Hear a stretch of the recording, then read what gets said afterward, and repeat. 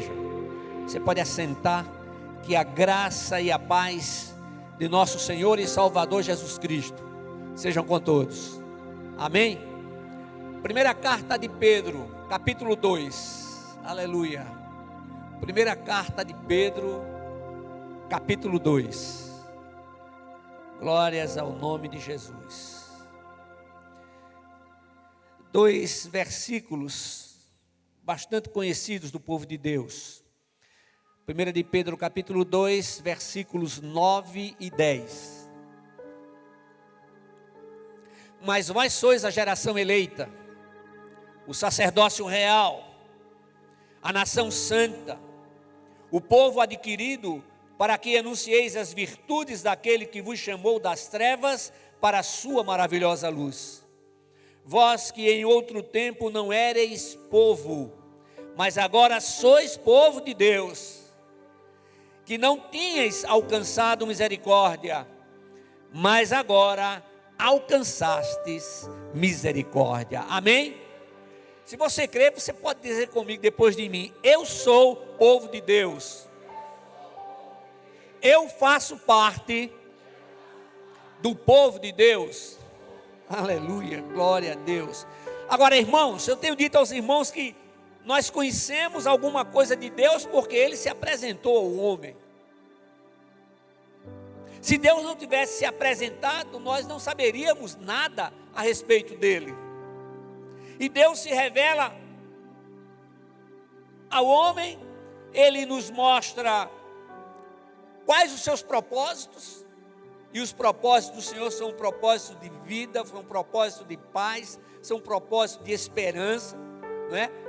Para nos dar um futuro ainda mais abençoado, amém? Aleluia.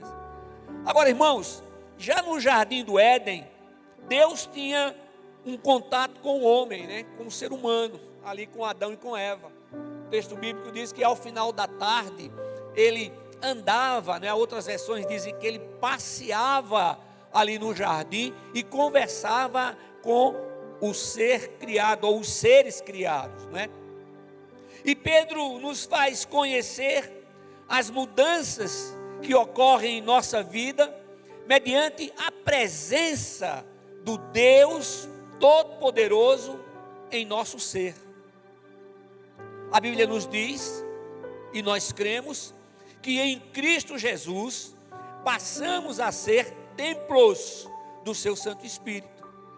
Então a gente vê algumas coisas aí: o tremendo e incalculável amor de Deus, poder e determinação em nos abençoar.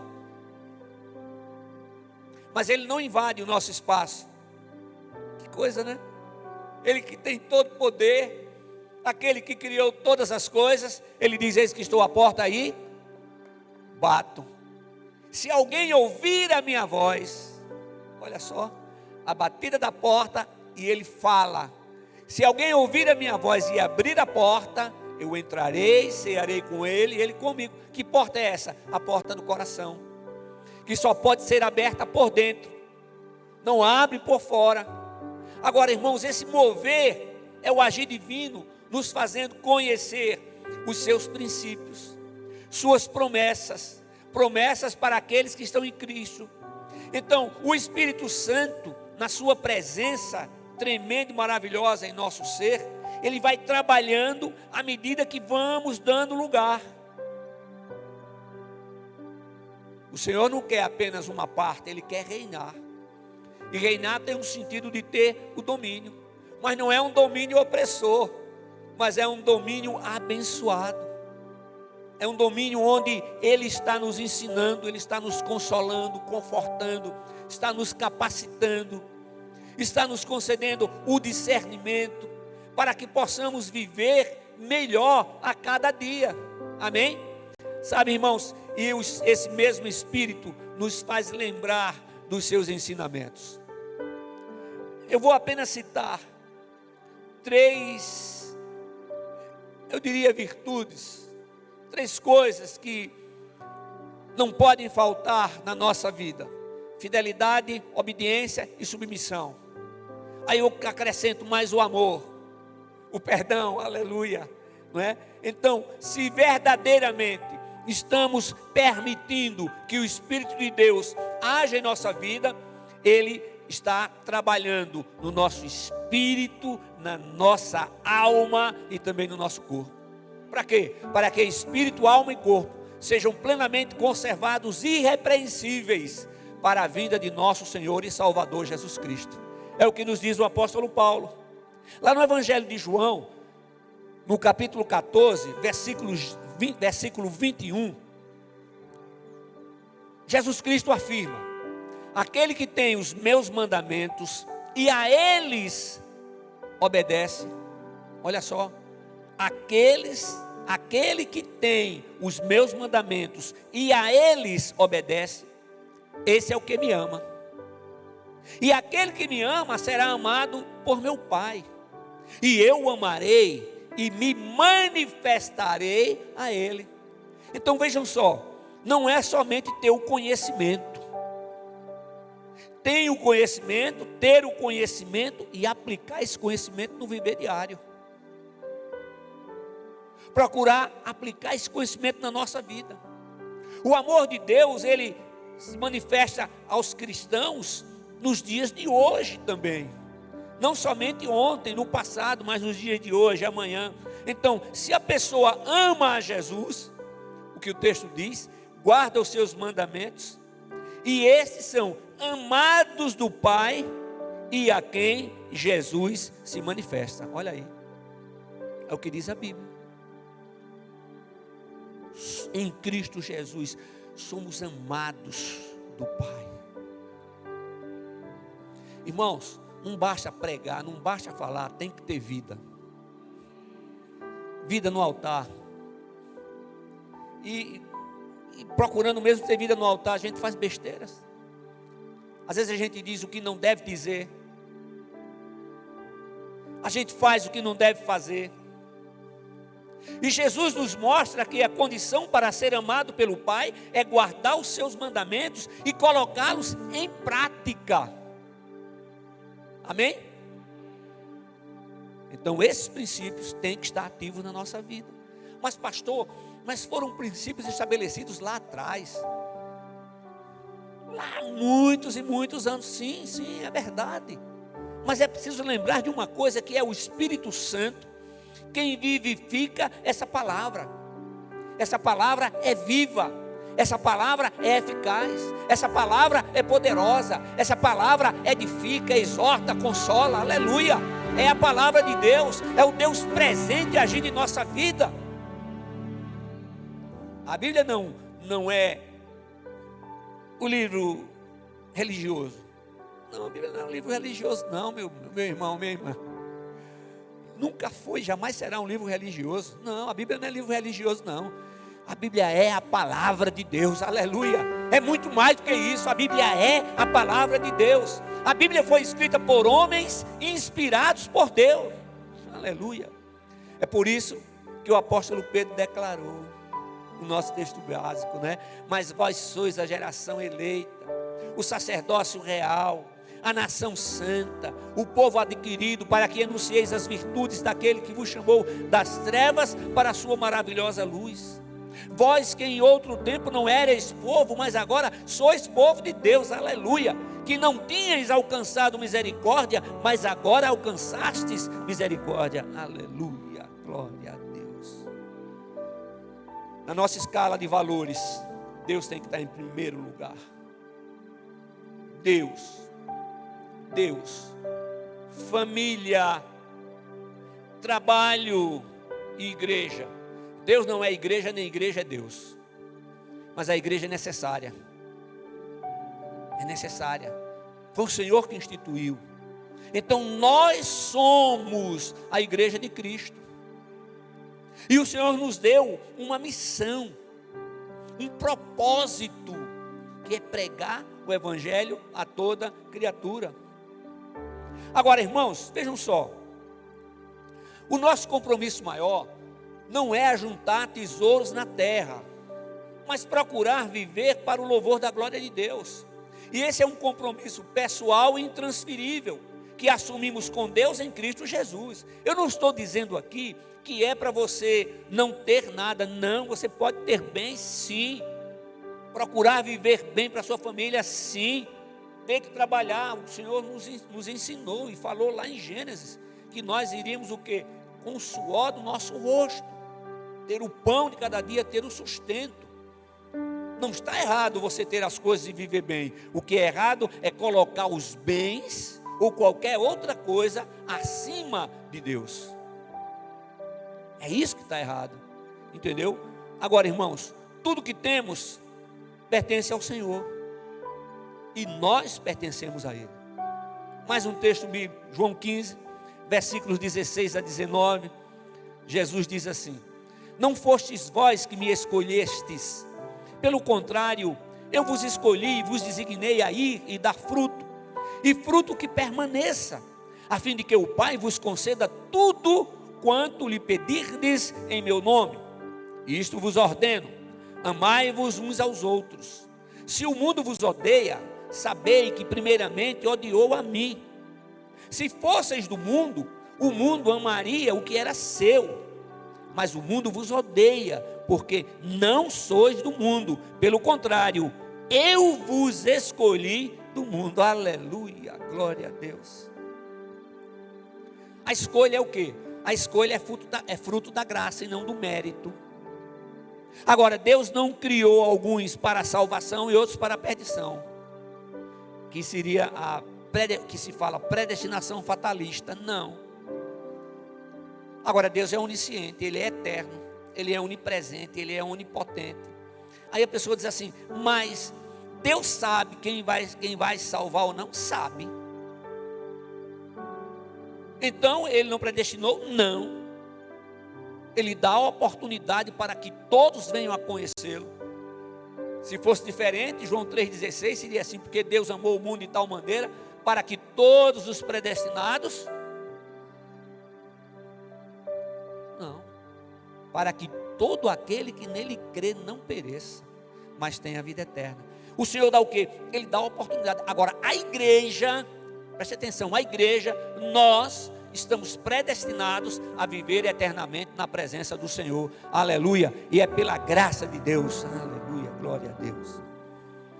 Agora, irmãos, precisamos nos aproximar com humildade diante daquele que nos criou e continua nos amando. O Senhor age de maneira soberana em todos aqueles que têm a Jesus Cristo como Senhor, único e suficiente Salvador. E o texto diz que a esses os designou a ir e dar fruto, e fruto que permaneça. Aleluia. Mais uma vez, se estamos em Cristo, somos seus discípulos e formamos a sua igreja.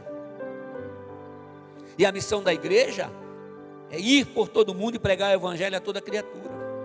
O evangelho de Jesus Cristo é o poder de Deus para a salvação de todo aquele que nele crê. Então nós podemos dizer que o evangelho de Cristo exorta, edifica, consola e salva, porque é através dele que conhecemos a Jesus. É o que a palavra tem. Se não edificar, não consolar e não exortar, não é a palavra de Deus. Agora, o que muda a vida das pessoas não é a igreja, não são os pastores. Se a gente tivesse poder de mudar a vida de alguém. Não temos não, irmãos. Quem muda é o Senhor. Aleluia. Vejam só, o que muda a vida das pessoas não é a igreja ou os seus métodos de acolhimento. É importante acolher, sim. É importante acolher muito bem, sim. Mas o que transforma é Jesus. O que muda a vida das pessoas é Jesus Cristo. Agora, a presença real de Cristo em nossa vida faz toda a diferença.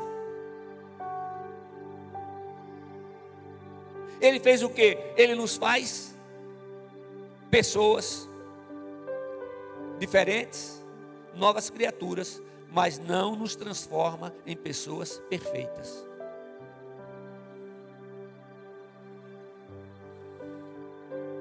Em Cristo Jesus nós somos feitos novas criaturas. Ele não nos transforma em pessoas que não pecam mais. Porém, Ele nos transforma em pessoas que não conseguem mais viver como antes, na prática do pecado. Então Jesus Cristo nos faz novas criaturas para que vivamos uma nova vida em sua presença. Base bíblica, 1 de João, capítulo 3, versículo 9. Aquele que é nascido de Deus não peca habitualmente, pois a semente de Deus permanece nele, e ele não pode continuar no pecado, porque é nascido de Deus. Aleluia. O cair é do homem, mas o levantar é de Deus. E o Senhor nos ensina que temos que amar uns aos outros. Não é uma opção. Eu posso amar ou não? Não, o Senhor disse que é para amar. Eita, é para amar. É para amar quem pisou no pé da gente. Jesus amado. Quando o cara não tem o conhecimento do Senhor, aí ele volta lá, pisa, faz assim, ainda olha para o cara e diz assim: e aí? Mas em Cristo é diferente.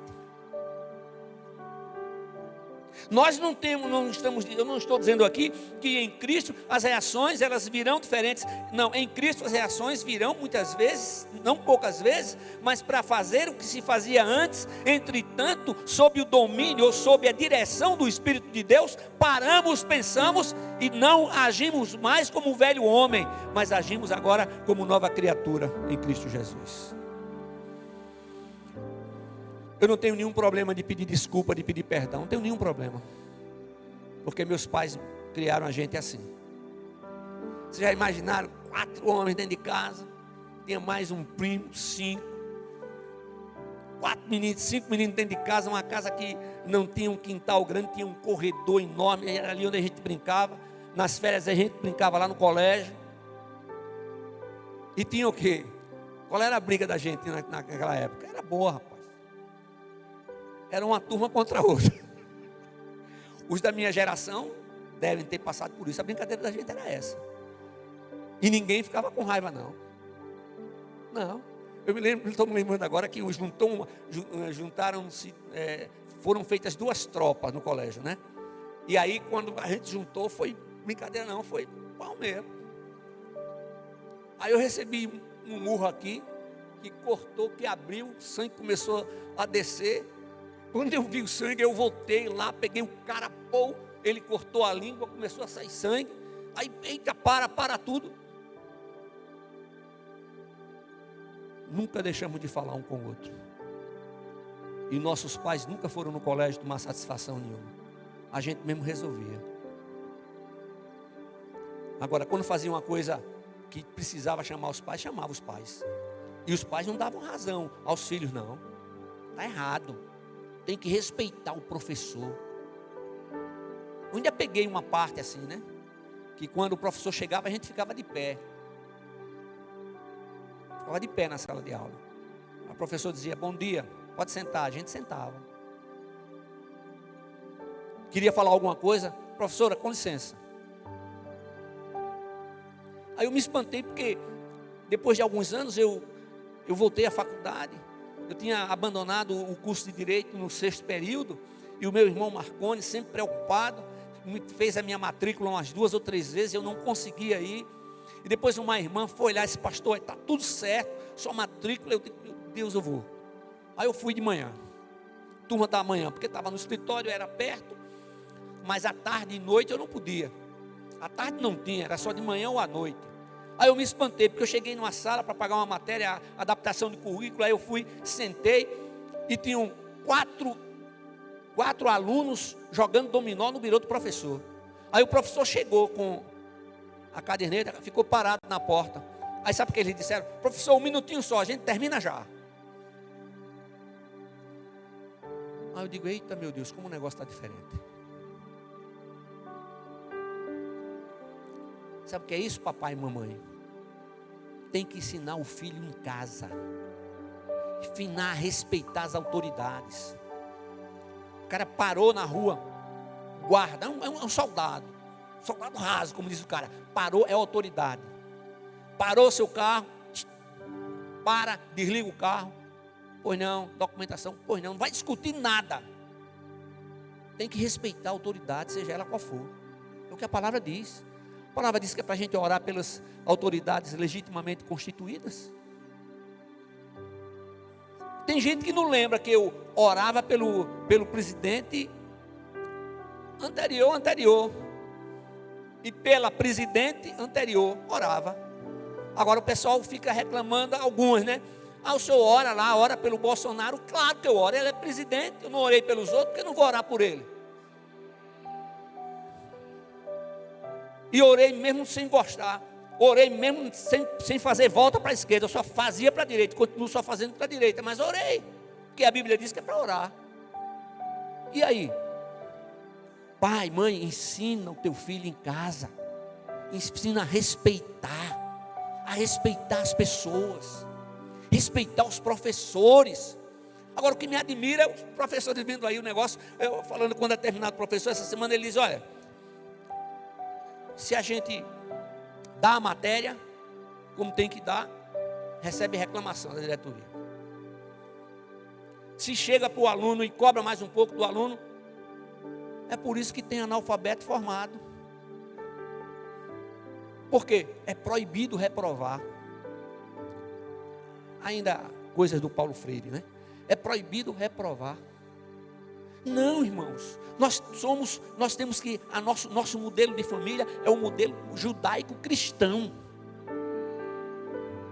Respeite. Se não respeitar pai e mãe, minha filha, faz o seguinte: está namorando, conheceu o pai e a mãe. Como é que o namorado trata o pai e a mãe? O que é que ele fala do pai e a mãe, do pai e da mãe dele? Aí o cara passa a noite acordado jogando e acorda tarde. Não, mas quando casar ele vai mudar. Vai não, vai piorar. Tem que ligar, gente. Tem que estar ligado. O cara tem que ser trabalhador. Ele chora com facilidade. Calma, peraí, meu amigo, seja homem. Vai resolver as coisas. Situações difíceis que eu passei, muitas vezes passo, Damares nem sonha. Eu vou chegar para ela, eu participo das coisas, mas tem coisas que não dá para falar. O homem é o sacerdote da casa, é o cabeça, mas não é o manda-chuva. Então isso começa em casa. Agora, irmãos, o reino espiritual não é organizado, não, é organizadíssimo. E se não estivermos ensinando os princípios aos nossos filhos, quem vai ensinar? Mas lá fora o negócio é diferente, é para arrebentar mesmo, é. E nós vamos criar os nossos filhos para que eles vivam numa, como é que chama? Numa redoma, obrigado? Não. Nós temos que criá-los para que eles tenham condições de enfrentar o mundo. É isso. Firmado nessa palavra, a cada dia dependendo mais dessa palavra. Quando eu digo firmado na palavra, é procurar viver conforme os seus princípios. Agora, irmãos, eu falei aqui, vou repetir, dando uma ênfase maior. Nós temos que ter muito cuidado com aquilo que falamos.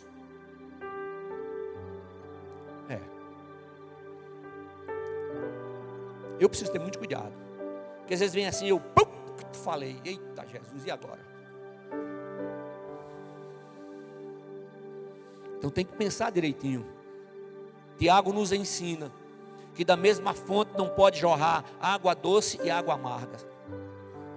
Então, como servos de Deus e discípulos de Cristo, nós devemos proceder em amor, humildade de sabedoria e submissão ao Espírito Santo.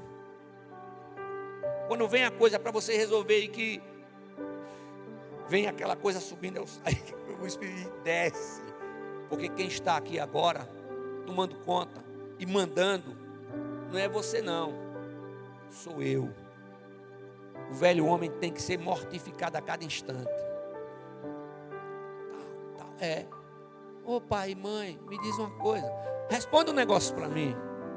Eu não sei porquê. Não sei porquê. Eu olho assim, aí eu não vejo algumas pessoas, né? Na escola bíblica dominical. Quando para todo culto é importante, mas a escola bíblica é no momento que a gente dá a doutrina, né? Tem a doutrina na classe, tem a doutrina aqui. É porque, pastor, eu cheguei muito tarde ontem. Foi? E você não tem hora para chegar em casa, não? Tem não? Está errado, pai e mãe. Tem que ter hora para chegar. Tem que ter hora para chegar. Você não vai dizer que sai às 6 horas da noite e volta às 8h30. Não, mas tem que ter a hora. Lá em casa todo mundo tinha hora para chegar. Pastor Murilo tinha. Sempre foi obediente. Nunca deu nenhum trabalho. Mas na véspera do casamento ele passou da hora. Aí eu liguei. Rapaz, você só vai estar livre a partir de amanhã. Aí ele chegou e mesmo tarde eu queria sair com ele. Aí saímos os dois. Fomos para comer um sanduíche ali gostoso, conversamos, bate-papo bom. Então é isso. Tem que entender isso, pai e mãe, em nome de Jesus. Não é você ter o domínio pela força, o domínio pelo amor. É isso. Vamos em frente. Vamos concluir. A minha hora já chegou. Agora está escrito em Tiago, capítulo 3, versículos 17 e 18. Mas a sabedoria que vem do alto é, em primeiro lugar, pura, depois pacífica, moderada, tratável, cheia de misericórdia e de bons frutos, imparcial e sem hipocrisia. Anota aí esse texto, Tiago 3, capítulo 3, versículo 17 e 18. Medita nesse texto. Então todos aqueles que estão em Cristo são eleitos de Deus. E como eleitos de Deus, nós somos convocados para fazer o nosso autoexame, examinar a nossa vida. Como é que estou vivendo? Deus, família. Deus em primeiro lugar, família, trabalho. Será que eu estou colocando o trabalho logo depois de Deus? E a família ficando em segundo plano? Olha, irmão, sempre, nas diversas congregações que tivemos durante os anos e que demos independência, o pastor tinha o seu dia de folga. E hoje ainda tem também. Os pastores têm dia de folga. É a segunda-feira. Mas se tiver alguém morrendo, é crente, vai para o céu. Mas a gente vai lá orar, vai. Como é que eu posso dar assistência a vocês? Como é que eu posso ensinar a vocês se eu não faço? Ô velho, tem uma horinha para sair com a sua mulher? Você bota a mão na cabeça assim, minha filha. Aí eu penso que você está dizendo assim: eita, ele vai falar alguma coisa que não é para falar. A Damares que está ali.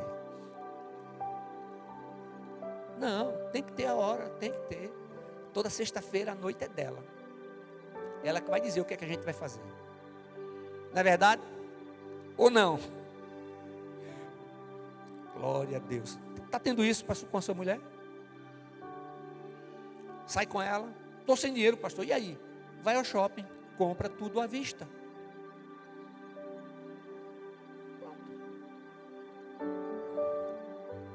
Vai andar na praia. Não tem que gastar dinheiro. Compra água de coco.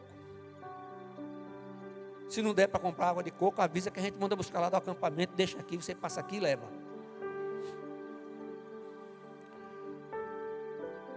Nós somos servos do Deus Altíssimo. Nós somos discípulos de Cristo, mas não somos pessoas perfeitas. Examine-se o homem a si mesmo.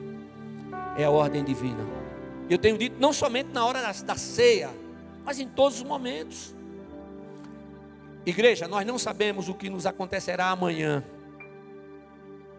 mas podemos procurar alicerçar a cada momento mais, está sendo alicerçados na rocha eterna que é Cristo. Tiago nos alerta que a vida é como uma névoa que aparece por pouco tempo e logo se dissipa.